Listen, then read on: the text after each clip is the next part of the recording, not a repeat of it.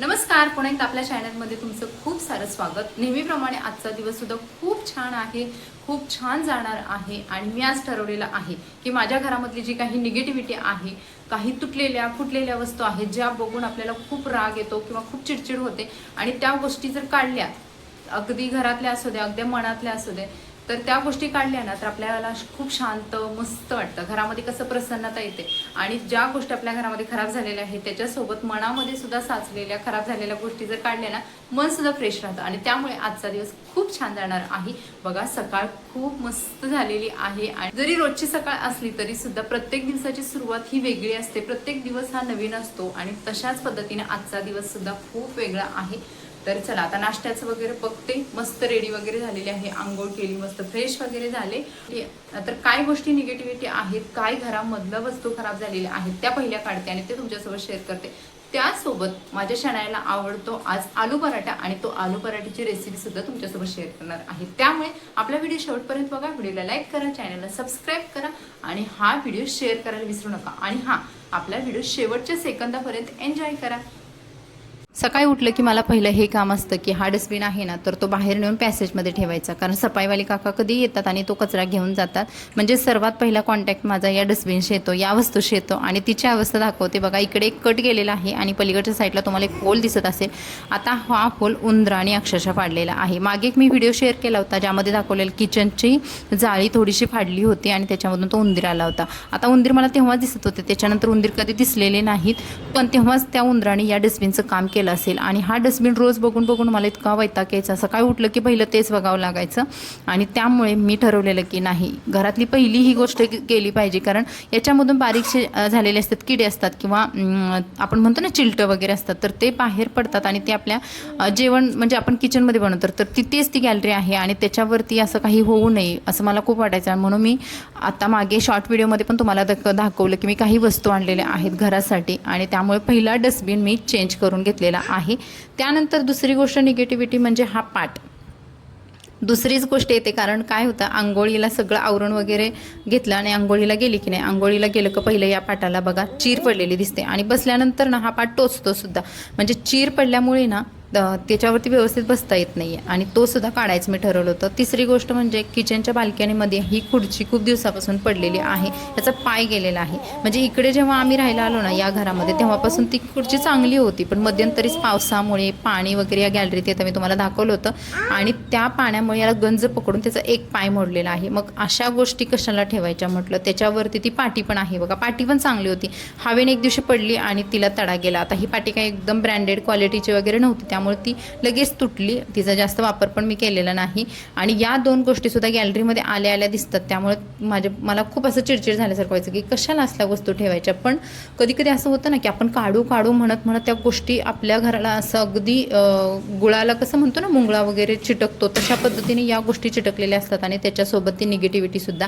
आता गॅलरीमध्ये अजून एक मग सुद्धा आहे, आता हा मग खूप वर्षापासूनचा आहे, म्हणजे 7-8 वर्ष तर आरामशी झाले असतील या मगला आणि इकडे एक छिद्र पडलेलं आहे, त्याला होल पडलेला आहे। आता हा मी आंघोळीसाठी वापरत नाही आहे, पण हा ना बाल्कनीमध्ये जी पाणी वगैरे लागतं कधी गॅलरी धुण्यासाठी वगैरे तर त्याच्यासाठी वापरते, तर तो सुद्धा मी काढलेला आहे। त्याच्यानंतर इकडे इशूसाठी बघा मी एक झुला बांधला होता, म्हणजे एक झोळी बांधली होती ज्याच्यामध्ये इशू छोटी होती ना 2-4 महिन्याची, तेव्हा मी तिला याच्यात झोपवायची आणि ती छान हवेला झोपायची सुद्धा, तर त्याच्यासाठी मी साडी बांधली होती, पण आता त्याचा काहीच उपयोग होत नाही आणि ती नुसती हवेने इकडे तिकडे लटकत असते, तर म्हटलं हीच तर कशाला ठेवायची। आता तर असं पण मी साडीचा वापर या करणार नाही आहे, तर जेवढं माझ्या हाताला येते ना तर तेवढा भाग साडीचा घन मी कट केलेला आहे आणि या सर्व वस्तू टाकून देण्यासाठी काढलेल्या आहेत अक्षरशः, कारण ठेवून पण याचा काहीच उपयोग नाही आहे। त्याच्यासोबत अजून घरात छोट्या मोठ्या खूप काही गोष्टी होत्या, जसं की ही सेल्फी स्टिक बघा, आता ही सेल्फी स्टिक शनायाकडून तुटली होती आणि बऱ्याच दिवसापासून पडली होती। आता मी विचार केला होता स्टार्टिंगला की याचा जे वरचा भाग तुटला आहे ना तर तो कुठे रिपेअर वगैरे होतोय का आणि त्याचा परत रियूज करायचा, पण असं कुठेच त्याचा काही उपयोग झालेला नाही, त्यामुळे ही सुद्धा मी टाकायला काढलेली आहे। या गोष्टीमधून निगेटिव्हिटी कशी येते ते पण मी तुम्हाला पुढे सांगते। त्याच्यासोबत किचनच्या खाली आता ही बऱ्याच दिवसापासून पडालेली कळशी होती, आता ही कळशी लग्नातली आहे की अगोदर कधीची आहे मला आठवत नाही आहे, पण ही कळशी ना आम्ही पहिल्या घरात ज्या राहायचो ना, त्या घरातून माझ्या मिस्टरांनी इकडं त्यांना वाटलं की ही चांगली कळशी आहे, कारण शिफ्टिंगच्या वेळेस मी इथे नव्हते आणि त्यावेळेस त्यांनी ही कळशी आणली होती आणि ही कळशी मी आणल्यापासून अशीच किचनच्या खाली ठेवली होती आणि ती लक्षातच यायची नाही पटकन, कारण तिथे मी डस्टबिन वगैरे पण ठेवत नाही, त्यामुळे त्या भागाशी जास्त कॉन्टॅक्टच होत नाही आहे आणि त्यामुळे ती कळशी तशीच पडून होती. शिवाय हांडा पण आहे बघा, ज्या हांड्यामध्ये आम्ही पाणी पितो ना त्यालासुद्धा तडा गेलेला आहे, छोटीशी चीर पडलेली आहे आणि त्याच्यामधून तो पाण्याचं लिकेज होते. आता हा पण हांडा मी बाहेर मार्केटमध्ये 2-4 ठिकाणी दाखवला की याला कुठे थोडं रिपेअर करता येते का, कारण हा लग्नातला हांडा आहे, चांगला हांडा आहे, पण याचं सुद्धा काहीच काम झालेलं नाही आणि त्यामुळे मी ठरवलं की या सगळ्या गोष्टींची रिप्लेसमेंट करायची. हांडा काढून मी इथं मडकं ठेवलेलं आहे, मडकं आणलं बघा, चावीचं मडकं आणलं आणि या मडक्याला अशा पद्धतीचं मला काहीतरी काळपट वाटत होतं, पण मी खूप ते घासण्याचा प्रयत्न केला, तुम्हाला दाखवलं, पण हाताला कलरच लागतोय. पण माझे एक थोडीशी चॉईस चुकलेली आहे की मडक्याच्या खालचं जे स्टँड आहे ना ते प्लॅस्टिकचं नको होतं घ्यायला, थोडंसं वेगळं घ्यायला पाहिजे होतं, कारण या मडकं कसा मोठा आहे, हेवी आहे आणि त्याचं वजन पेलवते की नाही माहिती नाही. पण हांडा मी 1 दिवसासाठीच फक्त ठेवलेला आहे, कारण मडक्यामध्ये पाणी 2 दिवस तर भरून ठेवणार आहे. त्याच्यानंतर आणखी एक गोष्ट घरामध्ये निगेटिव्ह किंवा माझी जी चिडचिड करणारे आहे ती म्हणजे आमच्या या किचनच्या गॅलरीला जे होल पडलेला आहे उंदराने पाडलेला आहे. त्याच्यानंतर तो उंदीर कधीच आलेला नाही, पण असं वाटतं ना की आता एकदा उंदीर येऊन गेलं तर तो येईल आणि त्या जाळीतून येऊ शकतो, म्हणून मी काय केलं की ती जाळीसुद्धा पॅक करायचं ठरवलं होतं. आता अगोदर आमच्या घरामध्ये एक छोटीशी जाळी होती, त्या जाळीचा एक तुकडा घेतला आणि त्याचे 4 वेळा म्हणजे 2 वेळा फोल्ड केला आणि 4 भाग असा पूर्ण घट्ट करून टाकला की जेणेकरून परत उंदराला त्याच्यामधून यायला नको आणि ती जाळीसुद्धा पूर्ण जी खराब झालेली आहे तो भाग रिपेअर करायचं मी ठरवलं होतं, कारण कुठेच आपल्याला निगेटिव्हिटी नको आहे. घरामध्ये निगेटिव्हिटी येते म्हणजे नेमकं काय होतं की या ज्या तुटलेल्या फुटलेल्या वस्तू आहेत त्यांचा तर वापर आपल्याला व्यवस्थित करता येत नाहीच नाही, पण त्या वस्तू वापरताना जी आपली चिडचिड होते, मानसिकता जी आपली खराब होते ना, त्यामुळे आपला दिवस किंवा आपलं मन आहे ते कुठेतरी चिडचिड बनते. म्हणून मग या गोष्टी नकोच, म्हणून या सर्व गोष्टी आहेत तर ते मी बाहेर ठेवल्या होत्या आणि सफाईवाल्या काकांना सांगितले की हे सगळं घेऊन जावं, काहीच नको आहे आणि माझ्या घरामध्ये मला निगेटिव्हिटीच नको आहे म्हणून. आणि या सर्व गोष्टींची रिप्लेसमेंट मी करायचं ठरवलं. तर डस्टबिन एक छोटासा आणला होता, कारण पहिला डस्टबिन होता तो मोठा होता, आम्ही इथे राहायला यायच्या अगोदरचा तो डस्टबिन होता, त्याच्याऐवजी मी छोटासा डस्टबिन तिथे ठेवला जो गॅलरीमध्ये व्यवस्थित बसेल. त्याच्यानंतर हा स्टूल ठेवला ज्याच्यावरती आता इशिका सुद्धा बसून आंघोळ करू शकते, किती फ्रेश वाटते बघा. या गोष्टीनं काढायला वेळ लागत नाही, पण काढू काढू म्हणत आपण त्या गोष्टींसाठी लेट करतो आणि माझ्या बाबतीत हेच झालेलं आहे. सगळ्या निगेटिव्ह वस्तू काढून झालेल्या आहेत. आता बघा इकडे पीठ वगैरे मळून घेतले आणि मी आज करणार आहे जसं की तुम्हाला सांगितलं. ते खाऊ नको. तर सगळ्या निगेटिव्ह वस्तू घरातून गेलेल्या आहेत, काढलेल्या आहेत. आता मला आलू पराठा करायचा आहे, मग त्याच्यासाठी गॅस बघा कुकर वगैरे लावून घेतले इकडे सगळ्या गोष्टी. आत्ताच्या काळातली मुलं आपल्यासारखी नाहीत, कारण त्यांना रोज भाजी चपाती, रोज तोच टिफिन आवडत नाही आणि माझ्या शाळेचं सुद्धा तसंच आहे, तिला सुद्धा वेगवेगळ्या गोष्टी लागतात. आणि शिवाय आता स्कूलने खूप स्ट्रिक्ट रूलसुद्धा केलेले आहेत आणि खरं खूप चांगलं आहे. त्यांना जंक फूड, फास्ट फूड कुठेच अलाउड नाही आहे, त्यामुळे त्यांच्यासाठी भाजी चपाती हाच ऑप्शन राहिलेला आहे. पण आता त्याच्यामध्ये आपण काहीतरी थोडं वेगळं करू शकतो, म्हणून मी आज पराठे करायला घेतले होते, ते पण बटाट्याचे. आता त्याच्यामध्ये काय लसूण, कोथिंबीर, आल्याचा तुकडा, थोडी हळद वगैरे टाकलेली आहे, जिरे वगैरे पण टाकणार आहे यामध्येच. मग त्याच्यामध्ये मिरची टाकलेली नाही, कारण इशू पण खाते आणि इशूसाठी आता वेगळा नाश्ता करण्यापेक्षा मग मी पराठेच करणार होते. अगोदर कुकर वगैरे लावून घेतला. तर या सर्व गोष्टी निगेटिव्हिटी काढत होती ना, त्यावेळेसच मी कुकर वगैरे मग लावून घेतलं, म्हटलं की जेणेकरून पटकन होईल. आणि इशूसाठी हा दुपारी भात पण शिजवून घेतलेला आहे, दुपारी तिला लागतो भात खायला. तिकडे पीठ पण मळून ठेवलेलं आहे, म्हणजे सगळी कामं साईड बाय साईड होतील व्यवस्थित म्हणून.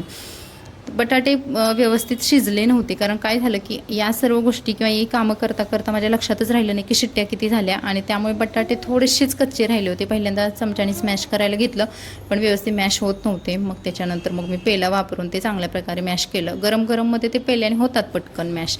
आणि बटाटा जर व्यवस्थित मॅश नाही झाला तर आपला पराठा चांगला होत नाही, तर मग तो फुटतो, चिरतो, बाहेर पडतो त्याच्यातून बटाटा. म्हणून पेल्याने छान प्रकारे मॅश करून घेतो. तोपर्यंत मग शनाया, इशिका बाकीचे सगळे उठले होते, त्यांची फ्रेश होण्याची घाई होती, त्यांचे सगळे कामांचे त्यांच्या पद्धतीने त्यांची सर्व कामं चालली होती. मग याच्यामध्ये मी वाटून घेतलेलं जे मिश्रण आहे ते सर्व टाकलं आणि फक्त याच्यामध्ये थोडंसं मीठ टाकलं आणि इशूसाठी वेगळं काढणार होते आणि बाकी आमच्यासाठी मग सर्वांसाठी सेमच करणार होते. मिरची वगैरे नंतर ॲड करणार होते. शनाया पण खाते मिरची वगैरे आता टाकलं तर. मग इशूसाठी बघा एवढा छोटासा गोळा करून घेतला, तिच्यासाठी एक छोटासा पराठा बास आहे. मग हा काढून घेतला आणि त्याच्यानंतर मग मी वाटलेली मिरची वगैरे त्याच्यामध्ये टाकली आणि थोडासा मसाला टाकला, सांबर मसाला, जो हाच होता माझ्याकडे. मसाल्याचं किंवा तिखट वगैरे इशूला मी देत नाही. आणि मग ह्याच्यामध्ये थोडासा मसाला ॲड केला आणि थोडीशी मिरची पण त्याच्यामध्ये ॲड केली आणि हे सर्व मिश्रण आहे ते छान प्रकारे मिक्स करून मग याचा पराठा बनवणार आहे. आता सकाळच्या धावपळीमध्ये अशाच रेसिपी करते की ज्या पटकन होतील, कारण मला इशूचं शणूचं बघत बघत हे सगळं करावं लागतं. सकाळी आमच्याकडे पाणीसुद्धा लवकर येतं, त्यामुळे मग अशाच रेसिपी होतात माझ्याकडून तरी. आता त्याच्यासोबत खायला चटणी नव्हती म्हणून मी काय केलं, थोडीशी कोथिंबीर घेतली, त्याच्यामध्ये 2-4 लसणाच्या पाकळ्या, थोडंसं आलं, थोडंसं शेंगदाणा आणि डाळ थोडं जास्त झालेलं आहे. तुम्हाला जर ही रेसिपी ट्राय करायची असेल ना चटणीची, तर डाळ कमी करा. माझ्याकडून ते थोडं जास्त झालं, त्यामुळे थोडीशी टेस्ट आहे ती डाळ्याची येत होती. आणि मीठ पण त्याच्यात थोडंसं टाकायचं आहे. लसूण याच्यामध्ये डायरेक्ट नाही ॲड केला तरी चालेल. लसूण आणि जिरे मोहरीची फोडणी, कढीपत्त्याची फोडणी देऊन जरी याच्यामध्ये टाकलं ना तरीसुद्धा हे छान लागतं. पण आज डाळ जास्त झाल्यामुळे मी नंतर खाऊन बघितली ना तेव्हा माझ्या लक्षात आलं की डाळ थोडं जास्त झालेलं आहे. त्यानंतर पराठा करायला घेतला आणि पराठा एवढा छान मस्त मऊ होतो ना, कारण बटाटा व्यवस्थित स्मॅश झालेला आहे. बरीच लोकं त्याच्यामध्ये टोमॅटो परत कांदा वगैरे टाकतात, पण मी नाही टाकत. मग टाकलं तर ते बारीक भाजून वगैरे टाकावं लागतं, कारण काय होतं की त्याच्यामुळे माझा पराठा फुटतो, म्हणून मी टाकत नाही आहे. याच्यामध्ये मग आपण गाजर वगैरे किसून टाकू शकतो, की अगदी बारीक गोष्टी करून टाकल्या ना तर तो पराठा व्यवस्थित राहतो आणि शनायाला खूप आवडतो. शिवाय हेल्दी पण आहे. घरच्यांची हेल्थ, घरातल्या मंडळींची हेल्थ हे व्यवस्थित राखणं आपल्या स्त्रियांच्या हातामध्ये जास्त राहतं. कारण आपण कशा पद्धतीने जेवण बनवते, कोणत्या मूडमध्ये जेवण बनवते, हे सुद्धा खूप गोष्टी डिपेंड करत असतात. आणि सकाळचं अगदी मी स्वच्छ फ्रेश होऊन देवाची गाणी लावूनच माझं रोजचं तर स्वयंपाक चालू असतो. पण कधी कधी शनायाने आणि इशिकाने जर काही गोंधळ केला, त्यांचं काही चालू असेल ना, तर मग कधी कधी थोडंसं मग चिडचिड झाल्यासारखं होतं. पण जास्तीत जास्त करून तर माझं असं सायलेंट छान मूडमध्ये स्वयंपाक चालू असतं. आणि पराठा एवढा छान झाला तर बघा. पराठ्याला जर जास्त पीठ लावलं ना तर माझं असं मत आहे की त्याला पांढरापणा जास्त आला तर आपल्याला जास्त तेल लावावं लागतं. त्यापेक्षा मग कमीत कमी पिठामध्ये जर पराठा लाटला व्यवस्थित तर त्याच्यामध्ये आपल्याला तेल पण जास्त लावावं लागत नाही आणि पराठा पण आपला जास्त असा कडक पण होत नाही आहे. तर मी आज नॉनस्टिकच्या तव्यामध्येच पराठा करायला घेतला होता, नाहीतर एरवी मी ॲल्युमिनियमच्या तव्यामध्येच माझ्या चपात्या, पराठा बाकी सगळं असतं. पण नॉनस्टिकच्या तव्यामध्ये खरंच खूप छान झाला, चिकटला पण नाही पराठा. तुम्हाला मी जवळून पण याचं दाखवते प्रोसेस बघा. आणि छान बसला होता. याच्यामध्ये सारण आहे ना तर ते मी 2 ते 3 वेळा भरलं होतं, कारण सुरुवातीला माझं चाललं होतं की सारण जर जास्त भरलं तर कधी कधी फुटेल, म्हणून मी अंदाज घेत घेत सारण त्याच्यामध्ये भरलं. आणि हा बघा अशा पद्धतीने पराठा झालेला आहे. आता बरीच लोक पराठा तुपासोबत वगैरे पण खातात आणि तूप लावलं तर आणखीनच बेटर आहे. पण मी तेल लावूनच केलं होतं, कारण एवढं तूप आता गावावरून दिलेलं मी तुम्हाला दाखवल्यानंतर तेवढं शिल्लक राहिलेलं नाही. आणि हा अगदी सॉफ्ट झालेला पराठा आहे. मुलांच्या टिफिनसाठी म्हणा, लहान मुलांना खाण्यासाठी सुद्धा खूप छान लागतो हा पराठा. श्रीखंडासोबत दह्यासोबत खायला पण खूप छान लागतो आणि पटकनसुद्धा होतो. मी इशूला दिलं होतं बघा आणि इशू एवढी आवडीनं खात होती. इशूला मला वाटतं मी पहिल्यांदाच दिलं होतं. आता इशूला बटाट्याचं वगैरे थोडं थोडं देते मी. तसं तर 7-8 महिन्यानंतर आपण मुलांना बटाटा लहान मुलांना देऊ शकतो, पण इशूला मी जास्त दिलेच नव्हते बटाटे, कारण आमच्या गावाकडे म्हणतात की बटाट्यानं वात वगैरे होते. मग आता काय माहिती, त्यामुळे मी घरामध्ये पण जास्त बटाट्याच्या भाज्या वगैरे करत नाही आहे.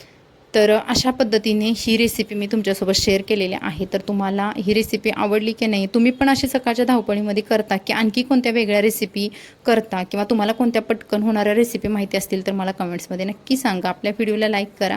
आणि मी माझ्या मिस्टरांसाठी सुद्धा हा डबा असा पॅक केला होता बघा. 2 पराठे, त्याच्यासोबत श्रीखंड होतं घरामध्ये अगोदर आणलेलं, कारण चटणी वगैरे पण त्यांना पण नको होती, कारण ते पूर्ण बाहेर येतं डब्यामधून. आणि मुलांना शक्यतो ना स्टीलचे डब्बेच वापरा. मी आज त्यांच्यासाठी बघा हा एक छोटासा प्लास्टिकचा डब्बा, कारण ह्याच्यामध्ये बसत नव्हता म्हणून तर असा वापरलेला आहे. आणि हा आपला पराठा झालेला आहे. तर कसा वाटला व्हिडिओ कमेंट्समध्ये नक्की सांगा. Like, subscribe. Bye bye.